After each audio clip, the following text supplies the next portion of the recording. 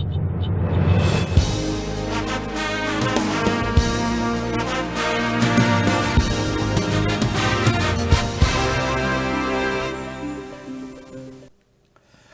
սիրելի բարեկամներ, դուք դիտում եք Ամեկլուսի Պոստսկրիպտում հաղորդաշարը եւ այսօր իմ զրուցակիցն է սոցիոմետրիկ կենտրոնի ղեկավար Ահարոն Ադիբեկյանը։ Շնորհակալություն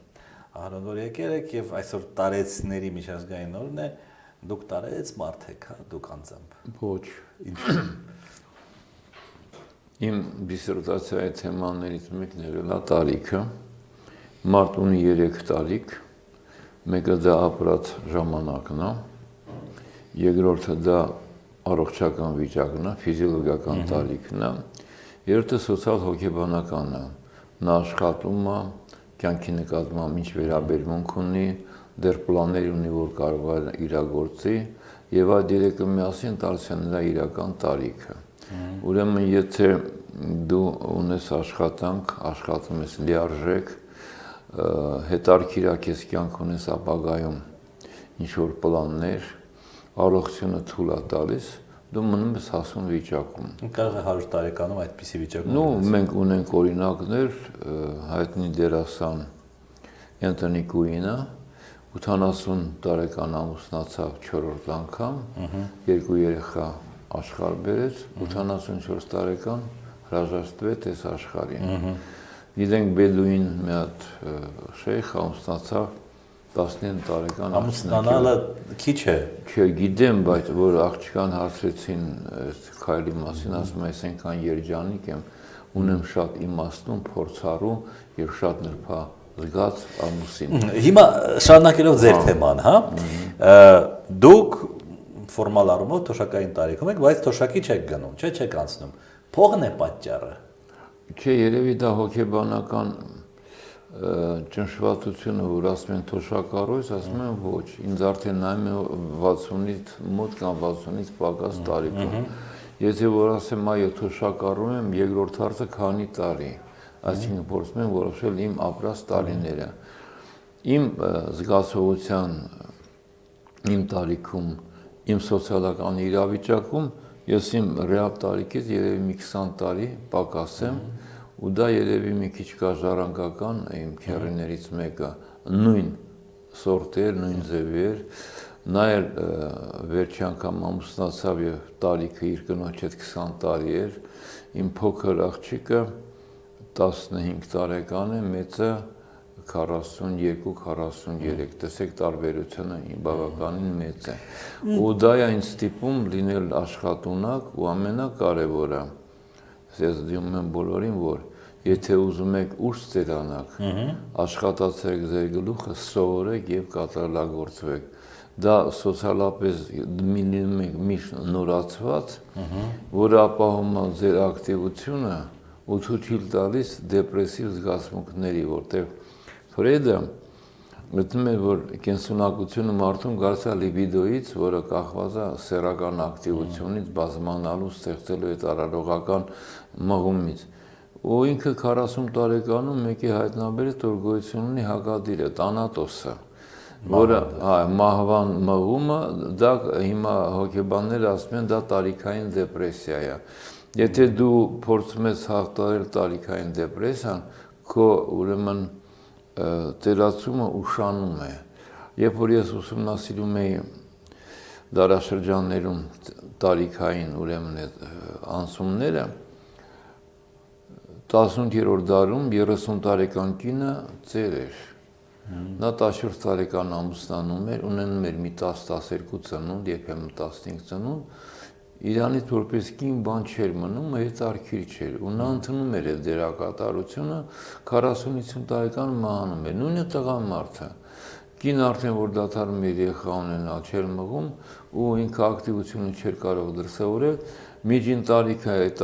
շրջանում եղել է 50 տարեկան։ Ճիշտ է, բժշկություններ ընդունենք, որ վատ էր, հիվանդություններ կար եւ այլն, բայց հազվադեպ էր, որ մարդը ապրում էր բավականին շատ, հիմնականում դա մտավոր աշխատանքի մարդիկ են, իրանք խելոք էին ապրում, գիտեին ապրելու եղանակը, ձևը, բանը, զղջում էին իրենց օրգանիզմի ուրեմն մեծ ծանրությունները ու բավականին հմուտ էին մնաց ոլորտներում։ Եվ Բալզակի լուման այս խնդրում, որ նա ասեց տղամարդիկ 40 տարեկան կինը դեռ կին է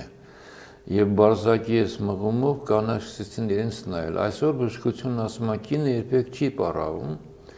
կան լավ էնդոկրին եղանակներ նրան թարմ պահելու, կան դեղորայքներ, որ նա կարողանա հաճույք ստանալ սեռական կյանքից, որտեղ միշտ որ սեքսը կապված է ծննդաբերության հետ, բայց սեքսի պակասը իրան բավականին ծերացնում է եւ դնում է այն արդեն օգտագործված շերտի մեջ ու մի քիչ ավելի խոցել են տղամարդիկ, որոնք կարողությունները կորցնում են, բայց բժշկությունը այսօր հրաշագործ է եւ կարող է շատ բան անել։ Ուրեմն, եթե դու Ինչու շատ եք սեքսի վրա խորը։ Չէ, դա որտեվ դա կյանքի մղումներից կարևորն է։ Էնդոկրին համակարգի հետ է կապված։ Նա է քեզ ակտիվացնում, հետաքրում կյանքը։ Մի հատ փողոցով գնալուց նայի ծերերի մի մասը գլուխը կախ է գնում, մի մասը ջահել աղջիկների հետուքին է նայում։ Տարբեր տարիքային խմբերում են նրանք, թեպետ կարող է մեկը մի 10 տարի սրանից ապրում է։ Հետաքրությունը դեպի կյանքը, դեպի կանայք, դեպի երեխա ունենալ, աշխատանք ունենալ, գնալ աշխարհով պտտվել, ինչ որ մի բան անել, դա է մեծ բան անում։ Ուրեմն ծերությունը, եթե առաջ զարամալները 50-55 տարեկան են, հիմա արդեն 80-ից բարձր են։ Պատկերացրեք, որ ամենաերկարացիները աշխարհում ճապոնացիներ են, միջինը դա 84 տարեկան է։ Հայերը 74-րդն ապրում են 74 մի քիչ ավել տարի, կանայք մի կես տարի, տղամարդիկ քիչ։ Մենք այս վիճակում տնտեսական գերազանցում ենք թուրքերին, վրացիներին, լատվիացիներին, ադրբեջանցիներին, ռուսներին, ուկրաինացիներին, ղազախներին։ Կյանքի տևողությամբ, որտեղ նախ մենք բնածին երկարակյաց ենք, երկրորդը մեր սնունդը մեր խանութ առողջարար է, ունի շատ մեծ թարմ բանջարեղենի մրգերի մաս, շատ քիչ միս ունի, որը պարավացնում է, մենք խմում ենք լավ ջուր, աղբյուրներից եկած ջուրը, սպիրտային օգտագործում ենք առիթից առիթ, մեծ բան չկա, ծխել հիմա բարեբախտաբար նվազել է, եթե առաջ հասուն տղամարդկանց մոտ 300 ծխում էր, հիմա կեսնա ծխում են, օրը երևի մի 5-7 սիգարետ, որ դա բավականին թանկ է։ Դա մեզ թույլ է տալիս ասել, որ մենք էլ ենք երկարակյաց ազգ, ու եթե մեր պայմանները լավանան, ու մենք պահպանենք այս կյանքի ձևը, մոդուսը, մենք ճապոնացիներին հաստատ կանցնենք։ Հայաստանում այնուամենայնիվ մարդիկ, այդ թվում նաև ես եւ դուք, սարսափում են թոշակ հասկացությունից, որ ես չեմ ուզում թոշակառու լինեմ, չէ՞, թե չեք ասեն, հայ գնա նարդի խաղա կամ չգիտեմ, դոմինո խաղա Բաքում, բայց արտասահմանում արևմուտքում մարդիկ ընդհակառակը սպասում են, որ թոշակի գնալ, որ ազատ ապրեն, չէ՞, կա այդ տարբերությունը։ Կա, որտեղ այնտեղ կյանքը շատ դարված է, մասնագիտական գործունեությունը մարդուց լիմոնի նման ճզմում է բոլոր հյութերը, ուիկենդները նրա համար են, որ նրանք կարողանան այդ 2 օրը շաբաթ կիրակի վերականգնեն իրենց ֆիզիկական եւ ինտելեկտուալ ներուժը, հաջորդ շաբաթ դարված աշխատելով։ Ուրեմն վիճակագրությունը այսպեսին է, նրա բանվորը ավելի 10 անգամ ավելի արդյունք տալի կամ մեր բանվորը, նույնը գյուղացին, որտեղ աշխատանքը բավականին լարված է։ Սոցիոլոգը կամ ժուրնալիստը։ Դրանք մի քիչ բան է, բայց այնտեղ վտանգները շատ են, սոցիոլոգները քիչ, ժուրնալիստներին շատ, որտեղ նրանք սենսացիայի հետևից ընկնելուց միշտ հեշկետերում են հայտնվում եւ դառնում են թիրախ անհասկացող ամբողջի ուրեմն համար եւ դրա համար ժուրնալիստների աշխատավարձը ամենաբարձր, նույնիսկ բժիշկներից բարձր է, որտեղ նրանք կարևոր ինֆորմացիա։ Եվ նրանք ուզում են թոշակի գնալ, որ հանգստանան։ Գնան հանգստանան, ու երբ նայում ենք, թե ով է Հայաստան գալի տուրիստ, դա հիմնականում տարեց մարդիկ են, որոնք երկրորդ հանգամանքը։ Քանի որ արտասահմանում տեխնոլոգիաները արագ փոխվում են եւ գիտելիքների նոր պահանջալինում, մարդիկ 60-ին մոտ սովորելու կարողությունը կորցնում են ու պետք է առնում, որ նրա տեղը գա ավելի կրթված, ավելի նոր գիտություններ ունեցողներ։ Դրա համար ինքը կոմպանիան, ֆիրման շահագրգռված է իր արդեն տերացած գիտելիքներով աշխատողին ազատի, վերցնի մեկը, որը փորձառու է, որը արդեն պրակտիկայի անցեք, նոր գիտելիքներ, նոր մղում ունի եւ ընդհանրապես խորհուրդ են տալիս, եթե ունես ֆիրմա ունես, կուսակցություն ունես, խմբագրություն, ժամանակ առ ժամանակ 1-2 նոր մարդ ընդունես, նրանք նոր թարմություն են վերցնում, նոր տեսակետներ են գալի, նոր բան անում։ Դրա համար եւ գործատուն եւ աշխատողը ձգտում են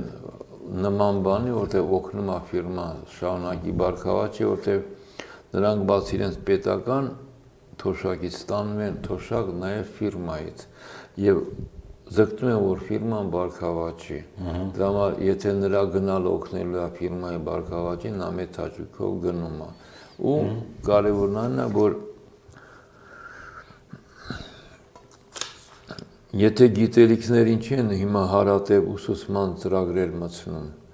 որ աշխատողը փորձի հետ միասին գիտելիքների պաշարը փոխի, բայց դա ունի էլի բնական սահման, մենք երբ որ տեստավորում ենք հայերին, 65,000 հայեմ տեստավոր է, կան 18 տարեկան անձնավորություններ, որոնք սովորելու կարողություն կամ չեն ունեցել, կամ կորցրել են։ Ու կային մարդիկ, որոնք 60 տարեկան են դեռ հետարքիր էին կյանքից, իմանալ, սովորել, իմանալ բան, դա շատ կարևոր հանգամանք է։ Ասացեք, նույնը ծերանոց է, չէ՞։ Ծերանոցում հայտնվելը հայաստանցու համար դա նվաստացուցիչ է, իսկ եվրոպացու համար նվաստացուցիչ չի։ Ուրեմն ոչ միայն եվրոպացու, ես ամերիկացի գործընկեր ունեի, երբ որ Ամերիկայում էի, նկարներ կան, ասյով ասա մեծ տղա, ասա փոքրն է, սա մեծ աղջիկ, սա բան, սա թորներից են, ասի որտեղ են, ասում է ճիշտն ասած չգիտեմ։ Ալը միջով 5 տարի ասում ինձ ամեն նոր տարի բացիկ են ուղարկում, ու հասցեով գիտե ով որտեղ է, հիմա չգիտեմ։ Երեխաները գիտեն, որ հայրը փողոցում չի հայտնվի հիվանդ եւ սոված, գումարներ ունի, եթե պետք է նրանք հայտնվեն կգան, թե պետք չգիտեմ այդ դեպքում ոնց եւ այլն, եւ իրանք ծերանում են սոցիալապես։ Բժշկությունը լավ է, սնունդը լավ է, տուն ունի, ինքնուրույն կարող ամեն ինչ անել, բայց շրջապատ չունի։ Ամերիկան անհատապաշտ է, կիլոմետրներով տներ են շարված, երրորդ տունում ով ապրում, նա չգիտի։ Լավագույն դեպքում, եթե ինչ են Ամերիկայում 65-ից հետո դանում հավատացյալ կրոնամոլ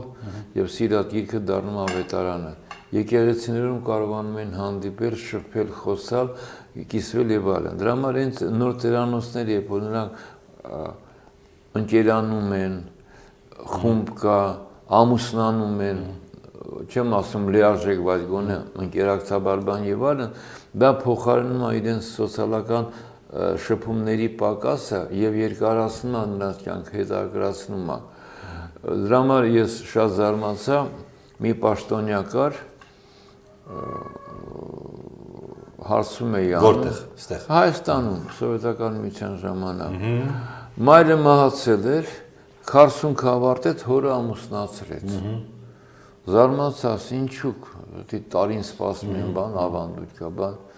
Ասում է հայրս դենց երանդուն է,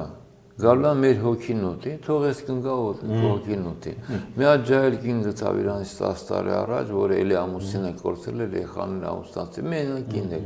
Ասեց միասին մենակությունը տարեք, կիսեք, նայեք, հյուր գնացեք, բան արեք։ Ուրեմն մեզ մոտ հնարավորությունները կա, ուղղակի պետք է մենք ձևը գտնենք։ Ու մեկ էլ մի բան,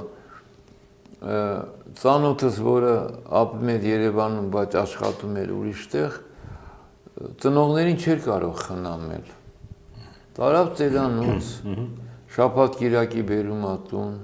ծնունդներին դա մի հատ քեփ ա կազմակերպում եւ այլն, ասում ա որտեւ ընդ է ինքը միջավայր ունի։ Պատկերացա 17-րդ հարկում իրանք ամեն օր մենակ ընդ բան են։ Ու մի բան էլ, որը մեզ մի քիչ ոգեշնչում է, նուկլեար բջջային ընտանիքների թվականակը բավականին նվազել է, մեծացել է երկսերուն ծննդարների թվականակը, փոխվել են տեղերով։ Դա նշանակում է, որ թե տնտեսական, թե ինչ առումով առածնողները ձգտում են ապրել մենակ երեխաներից, թող իրենց հարցերը լուծեն, հարց սկսելու պրոբլեմ չլինի եւ այլն, հա։ Հիմա տունը ծախում են, փողը դնում են բանկ տոկոսներ գալի, միանում են իրենց ընտաբան, զավակների ընտանիքներից մեկի, միասին ապրում են, եւ դա է, որ սոցիալական ապահովության բարեկեցության գործակից Հայաստանում 40 է, որ իրանք ամեն ինչ գոնե ունեն մեծ մասը։ Լավ թիվը։ Լավ թիվա, բայց երբ որ բիծուկին, տատիկին հարցնում ես գո ես քո կյանքից, իհարկե չէ։ Ես տուն ունեի, տեղ ունեի, այն ճաշն էի էփում, որ ես սիրում էի, տունը մաքրում էի, գիտեի ինչ որա, եկել եմ ստեղ հարցից քմաճուկին պետք է դիմանամ։ Այդ մենակ տատիկը չէ, օլիգարխիներ հարցրեք, ինքը դժգոհ կլինի իր կյանքը։ Գուցե այդպես չէ, բայց այնուհանդերձ կան երկրներ, որոնք ավելի երջանիկ են եւ ավելի մոտ են իդեալ երջանիկ ընտանիքին, մենք միայն կեսով ենք հասել իդեալ երջանիկ ընտանիքների ուրեմն մակարդակին։ Վերջին հարցը Հարոն, տարեց մարդկանց դինամիկան, հա, այսինքն ավելանում են տարեց մարդիկ Հայաստանում եւ ես միտեղ կարդացի, որ 2030 թվականին կլինի 18% տարեց մարդկանց, նույնքան որքան Ֆրանսիայում, հիմա ավելի քիչ է։ Ձեր թվերը։ Ուրեմն գոյություն ունի ազգագրական մոդել, առողջ հասարակության ազգագրական մոդել, որտեղ երիտասարդների թվականակը պետք է լինի մի քիչ ավել, քան ծերերին, որոնք պատրաստ են հրաժեշտ տալու։ Ընդ որում զառամյալ ծերության որ հատկանիշն է ցույց տալի, որ մարդ արդեն զառամյալ ծեր է։ Չգիտեմ։ Նոր են հայտնաբերել հոտառության կորուստը։ Այն օրը մի հատ հիմնարկում էինք, որը կաթնամթերք արտադրում, բերեցին մի բան, մի հատ նայի, ասեց հոտառություն չունեմ, բերեք տեխնոլոգս թող ասի։ Մենք հասկացանք, որ իր կյանքի տևողությունը արդեն 5 տարվա շրջանակում է, ու պլյուս մինուս 1-2 տարի։ Ուրեմն աշխատեք պահպանել դեր հոտառությունը, որ կարողանանք երկար ապրել։ Հիմա վերադառնանք մեր հարցին, մի հատ նորից կրկնեմ։ Դինամիկան, հա, այսինքն տարեց մարդիկ շատանում են Հայաստանում։ Շատանում են այն առումով, եթե մենք 80 թվականին, 87-86 թվականին ունեինք 80,000 ծնունդ, հիմա ունենք 40,000 ծնունդ։ Այս զառամյալ տերերի շերտը, այն ժամանակ, երբ որ երիտասարդ էր, ծնունդները այնքան շատ չէին, բայց գնալով շատանալու են։ Ուրեմն ծեր ընտանիքներն, երբ որ երիտասարդների թվականակը զիջում է ծերերին, դա հիմնական խնդիրը եվրոպական բոլոր երկրներին, Շվեդիան, Նորվեգիան, Անգլիան եւ այլն։ Ու այս սերունդը որ գնա կանխատեսումներով Եվրոպան որ սերունդը ավակ սերունդը որ գնա իր տեղը ոչ ոք չի լրացնում, որտեղ դնումների քանակը նվազել է։ Ուրեմն վերջի տվյալներով Բրիտանիայի ամուսնացածների մոտ 15%-ը չեն պլանավորում երեխա ունենալ, որտեղ խանգարում է իրանց, ինչի է պետք երեխա եւ այլն։ Հիմա դարավերջին Եվրոպայում 500 միլիոնից կմնա 300 միլիոն։ Ընդ որում այդ 300 միլիոնի 21-րդ դարի վերջին 21-րդ դարի վերջին։ Հաշվեն է, որ 12 սերունդ հետո Գերմանիայում գերմանացի չի մնա։ Կլինեն այլ ազգիները, հայերը ուրեմն մինչև 13 թվական կրճատող ազգերի ցուցակում էին, 14-ին հայտնվեցին հավերժ ազգերի ցուցակում։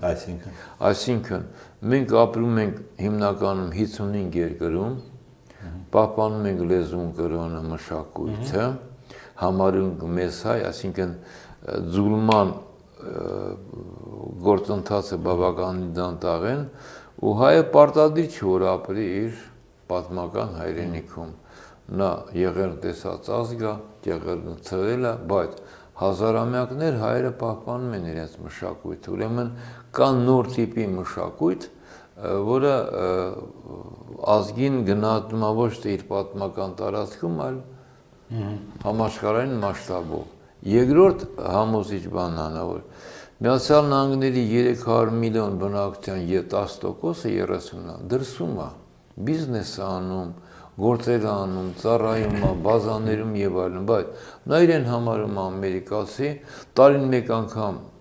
եթե 100% դիանքի է, գալիս է Ամերիկա, լրացնում է հարկային իր ուրեմն հայտարարագիրը, փողը մուծում է, գնում է իր բիզնեսը շարունակում, այսինքն դու կարող ես լինել տվյալ երկրի քաղաքացի, պարտադիր չապրես քո երկրում։ Նույնն է եվրոպացիների բավականին մեծ բիզնես անում ամբողջ աշխարհով։ Չինաստանը դիասպորա ունի բավականին մեծ աշխարհով մեկ։ Մենք էլ ունենք, մենք սփյուռքա ստեղծ ազգերից մեկն ենք։ Մեր 12 միլիոնից Հայաստանում ապրում է միայն 2.5 միլիոն է այսօրվա վիճակագրության։ Ու դա լավ է թե վատ է։ Հիմա ասեմ, լավ է թե վատ է։ Աշխարհային համաշխարհային պատերազմից հետո Իռլանդիայի բնակչության 60% արտագաղթեց Միացյալ Նահանգներ։ Հիմա նա ամենամեծ սփյուռքն է։ 40 միլիոն իռլանդացի ապրում Ամերիկայում։ Իռլանդիայում 6 թե 7 միլիոն։ Հիմա շատերը վերադառնում են պատմական հայրենիք, որտեղ ընդդեմ Հիմա իռլանդացիները ասում են ազգը կործանվում է, երկիրը կործանվում է։ Չեն ասում։ Արտագաղթ է Չեն ասում, ասում են եկեք օգնենք մեր պատմական հայրենիքին, շատերը վերադառնում են, բիզնեսն են բերում, որտեղ Իռլանդիան ստեղծել է ավելի բարեկեցիկ կյանքի պայմաններ, քան դա ունի իռլանդացին Ամերիկայում։ Շնորհակալություն հետաքրքիր զրույցի համար, սիրելի բարեկամներ, իմ զրուցակիցն էր Սոցիոմետր կենտրոնի ղեկավար Ահարոն Ադիբեկյանը։ Մենք կհանդիպենք վաղը, տեսություն։